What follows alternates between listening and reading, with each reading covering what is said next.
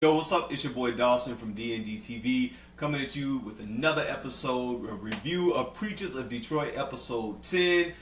Tonight was a good episode. In fact, I'm entitling this Courtney's Confessions. I'm going to start off with Courtney. We see Courtney talking with her sister at the kitchen table. Basically, she's getting ready to do a little, I guess it was a sermonette that she was putting together. And she was talking to her sister about her sexual sins and falling into sexual sins and how it kind of altered her life a little bit and she got back on track. And actually, when she was telling her sister started crying, and basically her sister was telling her, I know how difficult that was for you because I saw how you handled it. And Courtney, first of all, I just want to say everybody done had their own type of issues, and you've handled this like really well.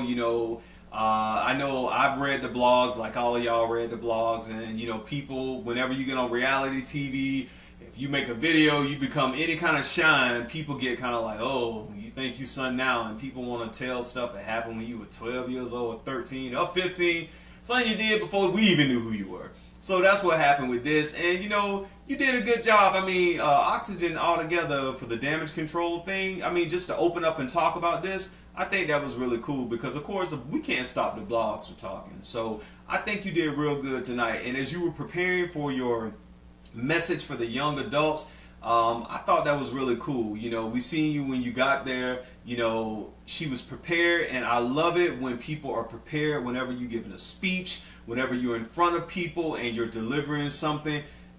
Being prepared, it just shows that you put effort into what you were doing. It irks me when I get, and especially when you go to a church or you're hearing a professor or a teacher or somebody who's supposed to give a lecture and they don't know what they're talking about, or they're just sitting there and they're just fumbling around for stuff. Courtney, you came prepared tonight. She talked about the 3 C's of life, and basically those 3 C's were choices, chances, and changes. And according to Courtney, what she stated was that if you don't make the choice to take the chance to change your life, then basically you're still going to be at the same place you've always been. And she talked about the choices that she made that led her into sexual sins. And I saw Don Shelby Jr., he was putting his head down. I'm like, oh man, he don't want to hear his sister talk about this, or maybe he had some stuff he needed to talk about. I don't know, I'm just saying. But yeah, but that was a real good scene, right there. And then to see all the other young adults, open up about their testimony, about things they've done. I really, think this episode tonight would not only help young people, but it would help people who have, had issues with, sexual whatever, or not even sexual, but just stuff that they feel they can't talk to other people with, because some people feel they can't do that. And even when those people were giving their testimonies or not, I mean, it looked like they was about to go in and tell everything they did, and I'm like, okay, you ain't got to tell us everything. We get it. You had a little problem. You over it. God done helped you out, because you can't tell everybody everything, because some people ain't gonna never let you forget about it. But good scene with that. Courtney, you overcame it no matter what the blogs say. I mean, you doing your thing. Y'all performing at the Stellar Awards, doing a good job. So no matter what people say, keep doing your thing. And, that's real. Bishop Vaughn. Bishop Vaughn is still going around bothering people. Bothering people. Bishop Vaughn is talking with her husband, Gil, and she tells Gil, you know what? You know how it is. She tells Gil, you know how it is when you get somebody, but they just don't get you. And they really just don't get you. And I'm like, here we go again. She finna pick another fight and try to justify her stance as a bishop. And of course, those people she going after this time are the Shelbys. Bishop Vaughn is telling Gil that, she really wants to talk to Pastor Shelby because of some issues that she had with him at the powwow for some of the things that he said about her being a woman bishop, or about women being in leadership, period. And I'm like, really, Bishop Vaughn, are we really finna go 4 episodes back? No. Are we finna go 9 episodes back to the powwow when you could have called this man over the phone to do this? But no, she has to bring it up, and it makes for good TV. For the 4th time she's done this. So she calls the Shelbys, and they arrange to have dinner. We get to the dinner. Pastor Shelby and his wife come. I call his wife. His wife is like that. Him and his wife. Pastor Shelby and his wife, it seems like they don't like controversy. They're kind of like quiet thunder. Like, they're quiet, but if you get to them, they got that thunder. And I'm like, okay, we finna show you. We quiet, but don't let it fool you. And you see Bishop Vaughn automatically goes in for the kill. at the powwow, you said some things about a women bishop, and I really that didn't sit well with me. And of course, Pastor Shelby, being Pastor Shelby, he said, I said what I wouldn't do. Now, what somebody else would do, that's on them. But myself, I would not marry a woman bishop. And he basically said, I would not marry a bishop because I want to marry a woman. And I was like, wow. And I'm like, if that didn't castrate Gil right there, I'm like, Gil just sitting there like, what? I think that's unfair. I think that's easy. And to me, it seemed like, oh man, it seemed like the roles are reversed in Bishop Vaughn's marriage. Gil is very, he'll speak and go back and forth if provoked, but he really does seem like the passive one. And Bishop Vaughn does have that aggressiveness about her that mostly men have. I don't know if she feels she has to have that because she's a bishop, because I mean, let's be real, some of these women preachers, some of them act just like men, or they try to preach just like men. It's very rare that you find a woman preacher, evangelist, or bishop that really is comfortable in their feminine. It's very rare. I mean, there was one back in the day, and I mean, she's still around now, the prophetess of all prophets.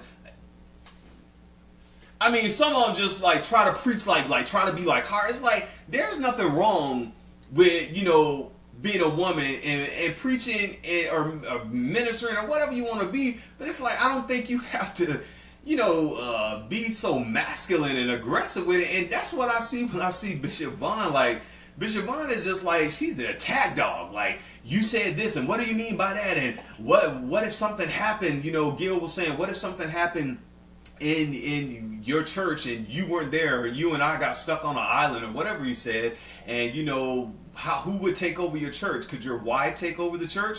And of course, First Lady Shelby said, no, I would gather all the strong sons. And she was about to say daughters before Bishop Vaughn interrupted her. And she was like, no, I was about to say daughters. And I would go ahead and I would let them, fill that space in until, the church decides what to happen. But I'm with First Lady Shelby. Who's thinking about that? Whose mindset is thinking if we get captured by Islamic terrorists or we're on an island? Nobody's really thinking about that. So we get to the scene where Pastor Shelby and his wife, Bonita, are in the house. And basically she's telling her husband, I didn't really like the dinner we went to with the Vaughns.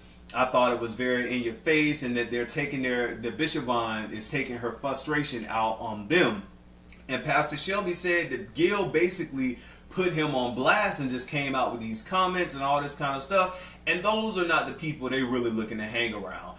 And so basically, Pastor Shelby says what I say all the time. If God called you to do something, you do it to the glory of God. Leave me alone and let me be me. But we live in a world where everybody wants you to do what they want you to do in order for them to feel happy. And that just don't happen. You need to do what you're going to do in order for you to feel happy. And if God called you to be a bishop like you around here trying to convince everybody, then be happy doing that, Bishop Vaughn. To go around trying to convince people, and every time we see you in an episode with any of the first ladies, you telling them they need to woman up and be leaders and all this kind of stuff. Don't mess up people's homes or marriages like your marriage is with Gil, because it seems like if you put just as much effort into your relationship or your marriage, same thing, with Gil and the things that's going on in your family, half of the stuff you dealing with, you wouldn't even have time. If you were keeping Gil comfortable, Gil wouldn't be down in North Carolina. I'm just going to go and put that out there. And that's what a lot of people do. When their marriage and their life ain't together, they go try to mess up other people's stuff. But take care of home first, then you talk to everybody else. So Bishop Vaughn meets with First Lady Shelby. She comes over to the church. And First Lady Shelby just said, you know what, there were some things that were said at the dinner, and I called you here because I wanted to clarify with you that basically, look, I'm not a weak woman.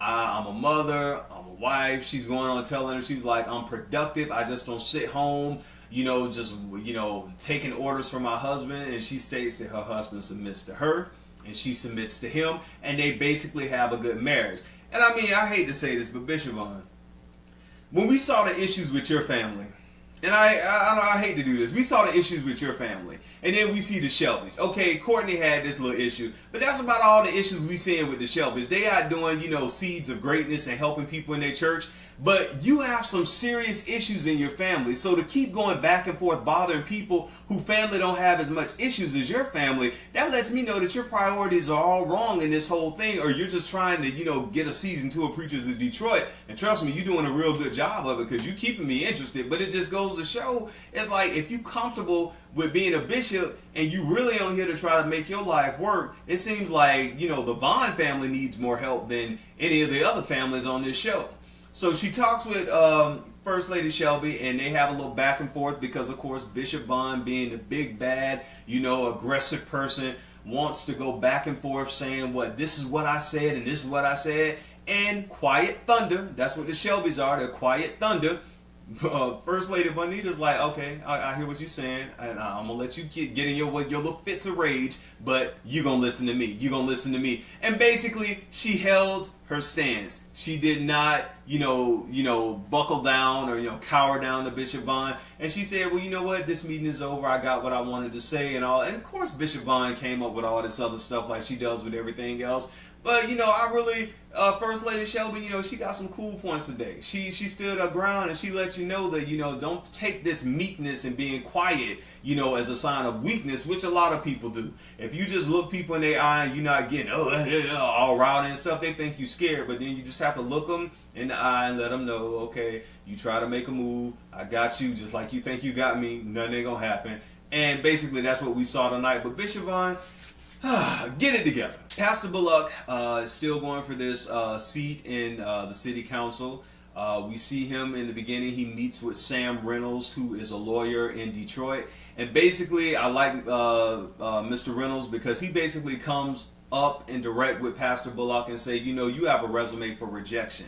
You have rubbed a lot of people the wrong way. And he tells them, you want city council, but out of these 8 people, 5 of them have to vote in your favor. Pastor Bullock gets some of the citizens to go down to the city hall just to make their voices heard as to why he should be voted in the city council seat. And of course the city hall, they have no other choice but to hear the citizens that are there. But them being there really doesn't help because it's 8 people on the city council. And they have to, 5 of those people have to vote, which did not happen. They did not vote in his favor to be in the seat, but he can try again, and he stated he's going to come back stronger and he's going to come back harder, and he's basically going to try because I see Pastor Bullock does have a heart for Detroit.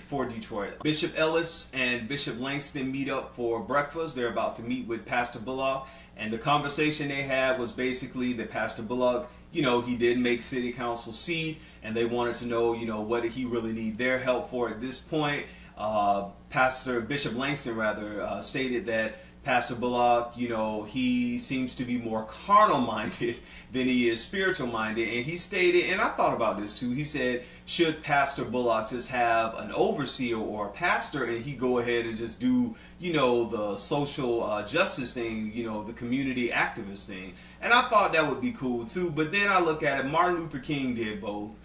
There are several other, Al Sharpton does both. There's Reverend Jesse Jackson does both. You can always tell a Morehouse man, but you can hardly tell a Morehouse man anything. That old saying right there. So that does ring true with Pastor Bullock.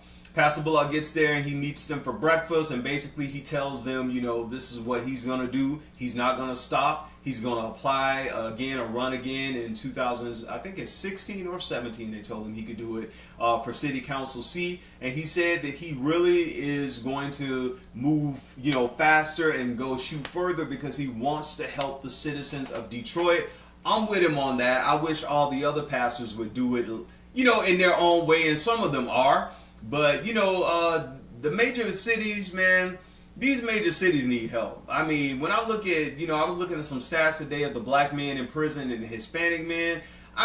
All our black men going to prison. It's just crazy. And that's a side. This is black on black crime and stuff I'm talking about. And, the drug selling and stuff like this. And for crimes that white boys are doing, we're getting 3, 4, 5, and 6 years for. And they're just getting, 6 months of probation. So I mean, it's definitely stuff that needs to be dealt with. Pastor Bullock is definitely keen to that. So this was a good episode tonight. Like I said, ready for the finale next week, and that's about all I got to say. Until next time, take care of yourself and each other. Know that God loves you. I love you too. And most of all, love yourself. And remember what Courtney said tonight about the 3 C's of life: choices, chances, change. Make the choice to take the chance to change your life and lead a better life, because we weren't put here to suffer. Peace.